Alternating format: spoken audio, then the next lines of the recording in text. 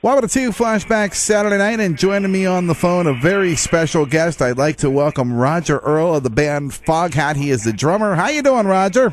I'm doing fine. How you doing, Chuck? Doing fantastic, my friend. It is very good to hear from you. Big show coming up this month on the 29th at the Hershey Park Amphitheater in Hershey. You guys are excited about that, I bet. Yeah, well, we get excited any night that we're playing. Even after doing this for 40 years, I still get a thrill out of going up there and playing. It's going to be a lot of fun. Actually, we're going to do 2 shows, which is going to be fun too. Yeah. Yeah, anytime you have fun, and then you double the fun, right? That's right. And, now, just back in May, you guys released Foghat Live number 2. And, what's ironic is that it was just like 30 years ago that the Foghat Live album was released. And now here we got Live 2. Now, you got Live 2 now. One of the reasons we called it Live 2, there's the 30-year anniversary. But like the first album, we had complete control over this record. We used our own mobile studio. We produced it entirely ourselves. Like the first live album, we did that all ourselves, and we had real control. There's been a couple of live CDs out since then, but they were either compilations or they were taken from like live radio shows, stuff like that. So this is really Live 2. We're really proud of it. It sounds really, really sonically, it's great. We were really excited about that. After we recorded it in Southern California at a theater there, and it took us a year to mix it. You can imagine like the 4 band members saying, "No, turn the drums up a bit. Can you turn my guitar up a bit? What about my vocals?" Actually, yeah, we're really excited about it. That's awesome. And, and a lot of people say, we get a lot of people that call in on Saturday night, love Foghat, and most of them have no idea what the band name means. Now, I know what it means, but I'm going to let you explain it, because you know it best. Well, when you want to rock, you put on your Foghat, right? Exactly. It's actually Lonesome Dave, our original singer, thought up the name when he was playing like a kind of Scrabble game when he was a kid with his brother, right. And Dave made up the word, so that's where it actually came from, Dave's mind. Yeah, could have been brandy wine, could have been hooch, but what have we been drinking or something? That's horrible. Yeah, but it ended up with being Foghat, and we're glad that it did.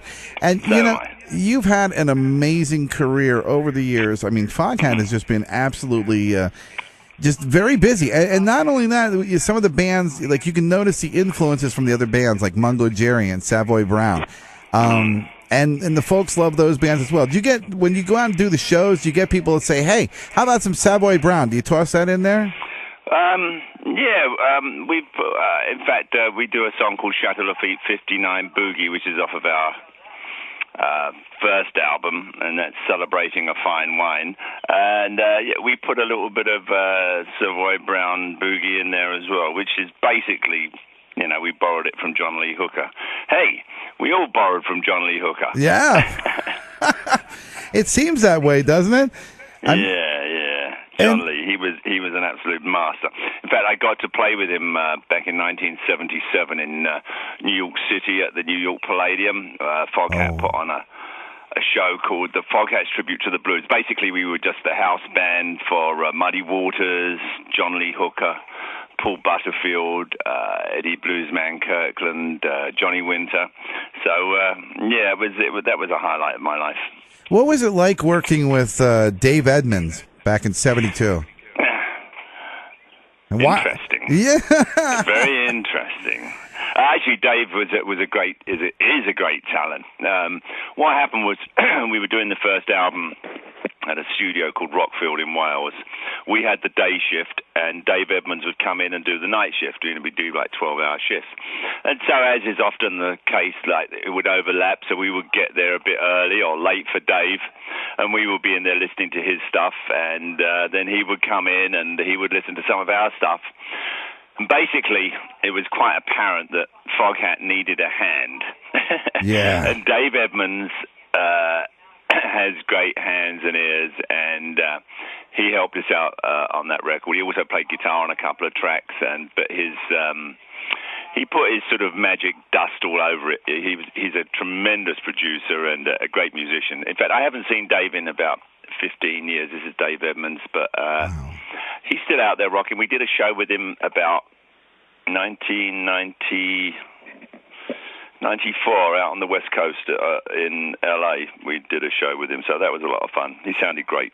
You worked with, at one time, one of our folks from here locally in the Philly area, Nick Jameson, who worked with Todd Rundgren, and what was that like? And also, what did you think about Todd joining up and like starting the new Cars? What did you think about that? Well, Todd's a great talent, somewhat of a chameleon, not comedian, chameleon. He can play every instrument really, really well. He's an incredible engineer.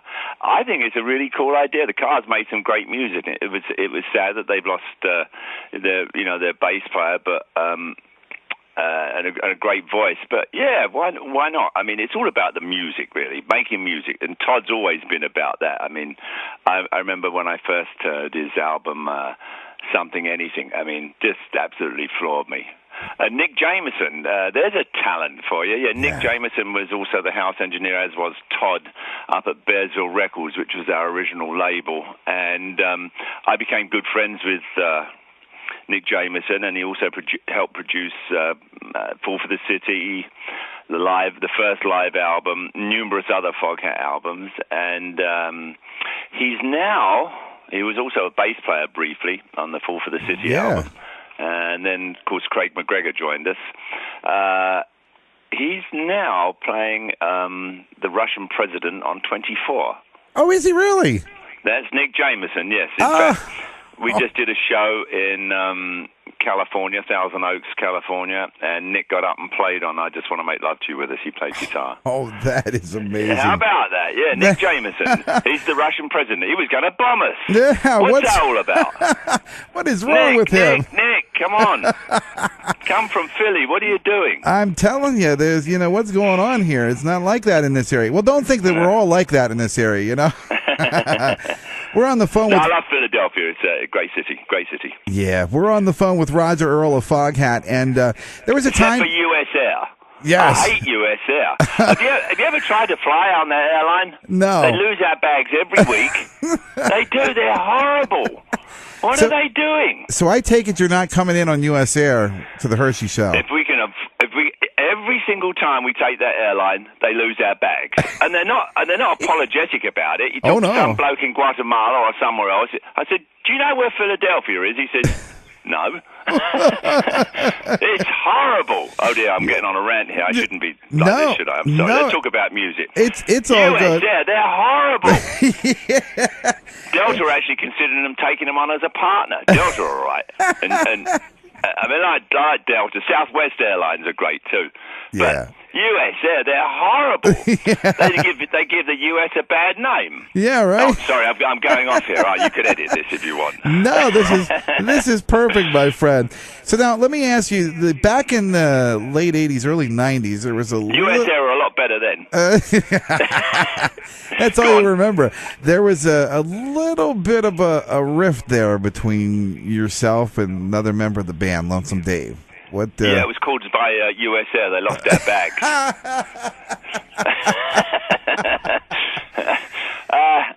Dave moved back to England in 1984, and I carried on playing with Craig McGregor and our guitar player at the time.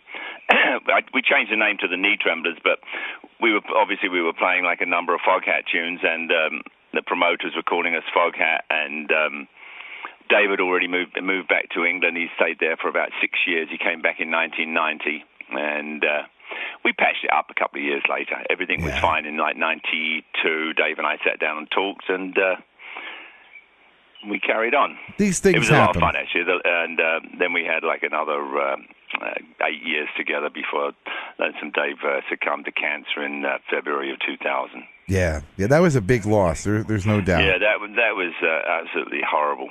It was a horror show. Real sad. Is it something that, maybe drives the rest of the band to continue on? And well, it's a little bit late in my career to go, you can't change horses in the middle of the stream, as it were. And as I said earlier, like Todd joining the Cars, it's all about the music and playing music. I mean, there have been numerous bands that have either lost singers or guitar players and changed, but the music carries on. It's what it's about. It's about playing. And Dave also.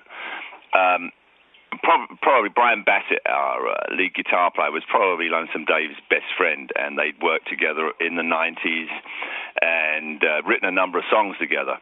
And Dave actually told myself and Brian, to carry on, and it was tragic. He was far too young. He was only 56. Yeah, that's a shame. Way too young. Absolutely way too young. Now, we're on the phone with Roger Earl of Foghat. Now, let's say I've never seen the band before. What can I expect when I come to the Hershey Park show on July 29th? Well, it depends if we're flying US Air or not. If they were flying with them, they'll probably lose the guitars or break them, which they've done. Let's get serious here. We're going to boogie your Boo Hills and Sneakers away. We're going to have a great time. We're going to play all our hits like Slow Ride, Fall for the City, I Just Want to Make Love to You, Stone Blue, Driving Wheel. A good time will be had by one and all. And actually, Craig McGregor's son's band, Comic Book Heroes, are going to be on the bill with us. So cool. That should be exciting for some of you younger listeners out there. Especially you girls, young girls, yeah. They're going to like that. The Screamers are going to like it. Have you heard Comic Book Heroes? No, I haven't. All right. They're a terrific band. They're all like 14, 15 years old. Oh, that'll get the young girls screaming. They play great and better than I did when I was 14. I have to say that. And, of course, Colin, which is Craig's son, is a drummer, taking after his Uncle Rog, not after his dad. So that will be fun. It's always fun to play with the kids. That's awesome, and it kind of shows you that the rock and roll attitude is still out there. There's no doubt. Yeah, it is. They have very much have a rock and roll attitude. I'm not sure if they know what it means yet. Now, well, don't go there. US Air. Let's talk about them. No. I have to ask you, and I'm sure people ask you this a lot, but is there any song that you just absolutely love to perform, and any song that just drives you crazy to perform when you're on the stage?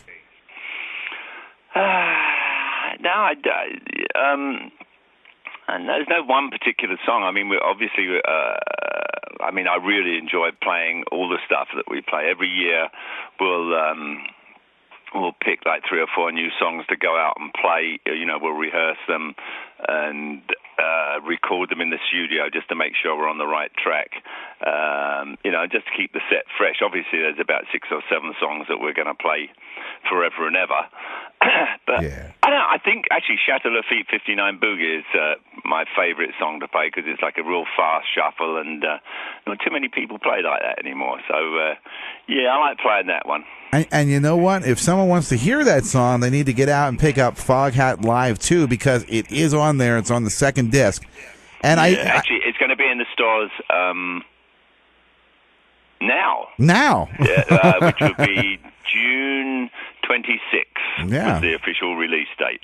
Yeah, so it is. There's no doubt that it's a great album, and you also dedicated the album to Lonesome Dave and also Rod Price. And they were a huge part of this band, and we miss them, but. Again, their input to the music, carries on. Great rock and rollers. Great rock and rollers live forever. Yeah, well, I don't know about that. At least their music does. Their music does. As long as you're not sending it US Air. US Air, they're absolutely horrible. I feel so bad for the people who have to fly in and out of Philly. It's sad, Yeah, it is. Craig McGregor has to sometimes. He has to take them, but it's frightening when you go there. You go up there, they've lost your bags, and you go in there and you go, "Excuse me, my name's Zazar, and I've lost my bags." And they look at you like you've grown another head, and they say, "It's sort of like so." You've seen. Could you find them for me, please? Yeah, you've seen the news coverage, right? When we had like some major storms this past year. Where there was just piles and piles of bags.